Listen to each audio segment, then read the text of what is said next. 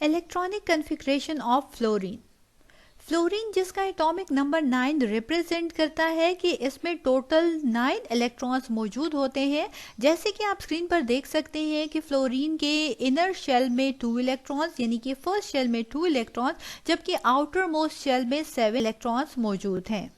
चलिए fluorine atom में मौजूद 9 इलेक्ट्रॉन्स की सब शेल में फिलिंग करके इसकी इलेक्ट्रॉनिक कन्फिग्रेशन को जानते हैं। सबसे पहले 2 इलेक्ट्रॉन 1s सब शेल में फिल होंगे, इसके बाद 2 इलेक्ट्रॉन्स 2s सब शेल में फिल होंगे, इसके बाद नंबर आता है हमारे पास 2p सब शेल का।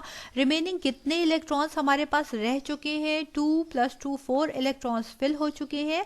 रिमेनिंग हमारे पास 5 इलेक्ट्रॉन्स रहते हैं और हम जानते हैं कि p सब शेल में 6 इलेक्ट्रॉन्स अकोमोडेट कर सकते हैं। यही वजह है कि 2p सब शेल में ये 5 इलेक्ट्रॉन्स फिल हो जाएंगे। सो फ्लोरीन की इलेक्ट्रॉनिक कन्फिग्रेशन कुछ इस तरह से हो जाएगी 1s2 2s2 एंड 2p5।